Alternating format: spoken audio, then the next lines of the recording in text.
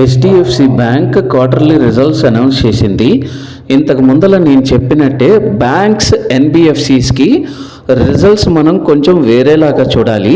ఈ రిజల్ట్స్లో మనం చూడాల్సిన అవసరం ఏంటంటే NIM net interest margin, NPA మొండి బకాయిలు ఎంత శాతం వరకు తగ్గాయి, అలాగే అడ్వాన్సెస్ అండ్ డిక్లైన్స్, అలాగే రెవెన్యూ పోయిన క్వార్టర్లీతో పోలిస్తే ఎంతవరకు ఇంప్రూవ్ అయినదాన్ని కూడా చూడాలి.